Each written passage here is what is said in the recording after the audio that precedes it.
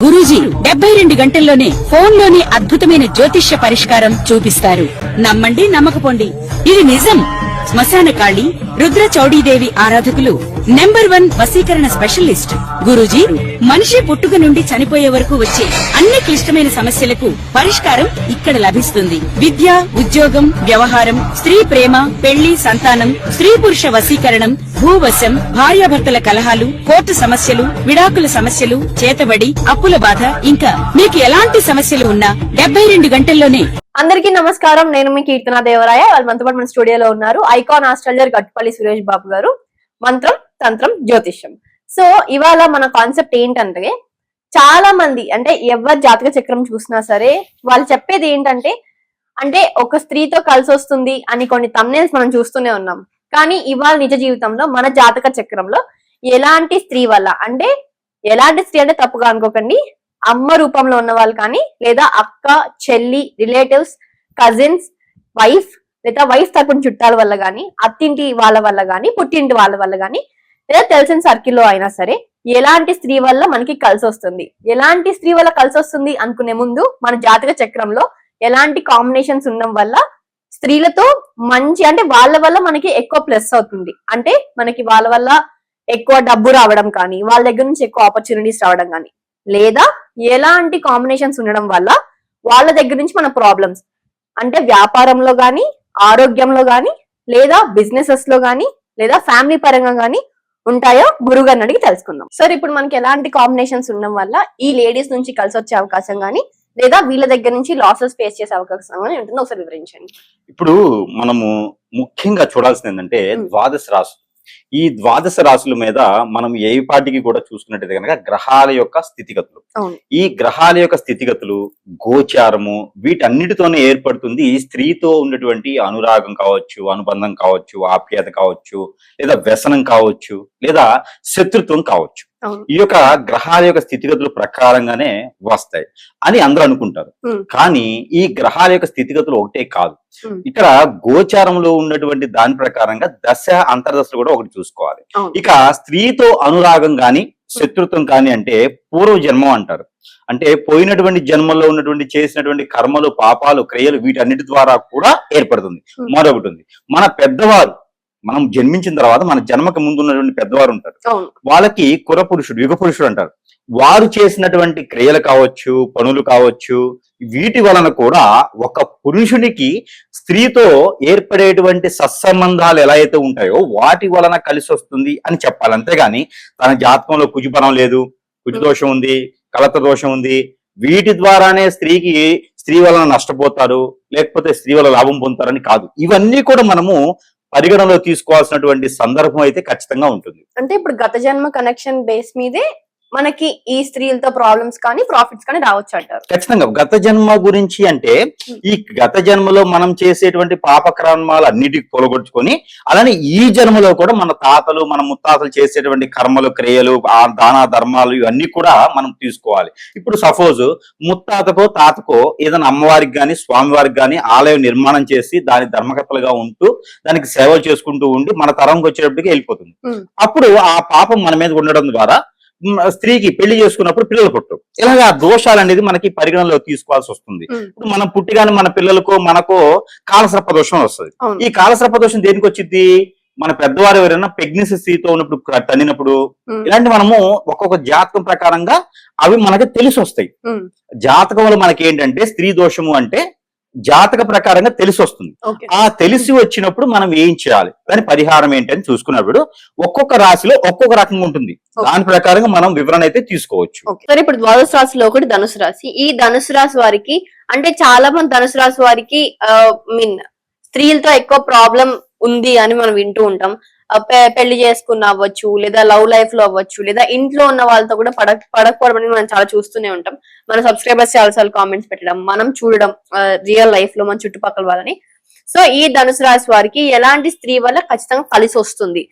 పెద్దమ్మలు, అత్తలు, పిన్నిలు, వదిన్లు, అక్కలు, లేదా అత్తింటి సైడ్ నుంచి అత్తయ్యలు, అటు సైడ్ నుంచి, లేదా అది స్త్రీలకు అవ్వచ్చు, పురుషులకు అవ్వచ్చు, ఎవరికైనా సరే ఎవరి వల్ల సడన్ గా లాస్ అయిపోతారు. వ్యాపారంలో, ఆరోగ్య పరంగా, కుటుంబ పరంగా లాస్ అయిపోవడం, ఇవి రెండు కూడా అంటే ఎవరి వల్ల జరుగుతాయి, ఎలాంటి స్త్రీ వల్ల జరుగుతాయి, ఏ వయసులో జరుగుతాయి, ఒకవేళ జరిగి ఉంటే ఎలాంటి పరిహారం మనం చేసుకోవచ్చు ఒకసారి వివరించండి.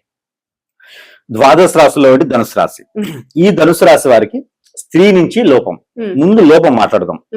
ఇక్కడ ఫ్రెండ్స్, కొలీగ్స్, అలానే స్టూడెంట్స్ లో ఉన్నప్పుడు పక్కన కూర్చున్నటువంటి క్లాస్మేట్స్, బెంచ్మేట్స్, క్లాస్మేట్స్, వీళ్ళ వల్ల అయితే మాత్రము ధనుసు రాశి వారికి ఎన్నడూ లేనటువంటి లాస్, అపకీర్తి, ఓకే, నష్టము, అన్ని రకాలుగా నష్టపోతారు.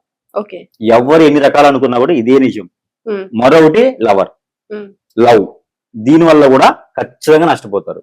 ఇక వాళ్ళు రాసి పెట్టుకోవచ్చు, వీరి నుంచి మనకి నష్టం వస్తుంది. వీళ్ళు నెమ్మదిగా కూర్చొని, వీరికి స్ట్రెస్ ఎక్కువ పెట్టుకోరు, నిదానంగా ఆలోచించుకోవాలి ఎవరి వల్ల మనకి లాస్ వస్తుందని. ఎంత నమ్మిచ్చినైనా సరే మోసమే. ధనుసు రాశి వాళ్ళే మోసపోతారు.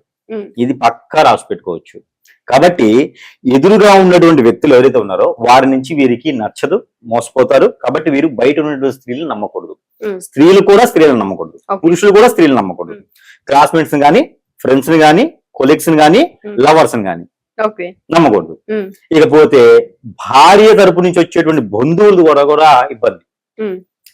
ధనుసు రాశిలో పుట్టినటువంటి పురుషుడు, ఇతనికి పెళ్లి అవుతుంది, ఇతని భార్య తరపున బంధువులతో కూడా వీళ్ళకి ఇబ్బంది. ధనుసు రాశిలో పుట్టినటువంటి స్త్రీ తరపున వచ్చేటువంటి భర్త, వారి తరపున వచ్చేటువంటి బంధువులు, అక్కడ కూడా ఇబ్బంది. కాబట్టి వీరు సోదరి భావంతో, తల్లి స్వభావంతో ఉన్న వాళ్ళతో ఇబ్బంది లేదు, వారితో కలిసి వస్తుంది. ఇలాంటి స్త్రీ దోషం ఎందుకు వస్తుంది అంటే వీరికి మాత్రం ఖచ్చితంగా చెప్పొచ్చు, వేరే ఏది లేదు, పూర్వీకుల నుంచి వస్తుంది. ధనుస్సు రాశి వారు ఇబ్బంది పడుతున్నారు, స్త్రీ దోషం ఉంది అని మనకి ఎలా తెలుస్తుంది అంటే జాతకంలో, గోచారంలో 3, 4, 6, 9 వీరికి 4 దశలుగా వస్తుంది.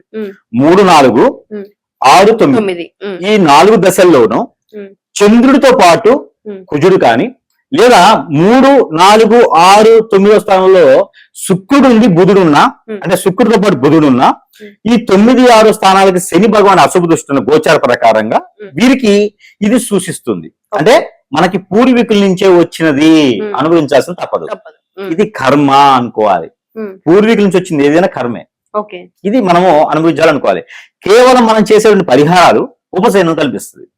లేదు పూర్తిగా దోషం పోవాలి అంటే దానికి పరిహారాలు ఉన్నాయి, కానీ గురువు గారిని సంప్రదిస్తేనే కొన్ని చేయగలుగుతాం, మనకు మనంగా కొన్ని చేస్తాం. కాబట్టి దీంట్లో ముఖ్యంగా పెళ్లి చేసుకునేటప్పుడు కంపాటబిలిటీని చెక్ చేయాలి. అన్నిటికన్నా ధనుసు రాశి కూడా ధనుసు రాశి వాళ్ళు చేయాల్సింది ఏంటంటే అరేంజ్ మ్యారేజ్. అరేంజ్ మ్యారేజ్ ఖచ్చితంగా కావాల్సింది వీళ్ళకి, లేదంటే మాత్రం వారి వల్ల ఇబ్బంది. ఆ అరేంజ్ మ్యారేజ్ లో కూడా కంపాటబిలిటీ చెక్ చేసుకోవాలి. అక్కడ అవ్వలేదా అంటే మాత్రం మళ్ళీ ఇబ్బందే. అది కూడా వీళ్ళకి అన్ని రకాలు కలిసిందా లేదా, నక్షత్ర బలం కానీ, రాశి బలం కానీ, యోని బలం కానీ, అన్ని రకాలుగా వీళ్ళు చూసుకోవాల్సిందే. పెళ్లి చేసుకునే లగ్నం కూడా వీళ్ళు కరెక్ట్ గా లేకపోతే కష్టం, చాలా జాగ్రత్తగా ఉండాలి. వీరికి పెళ్లి అయితే 22 సంవత్సరాల వరకు అయిపోతుంది, 25 లాస్ట్, ఇకైతే 36, మధ్యలో 10 ఏళ్ళు అయితే కష్టమే. పెళ్లి చేసుకున్న కూటుమెట్లే. ఇది స్త్రీ దోషం ఇంకా బాధిస్తుంది.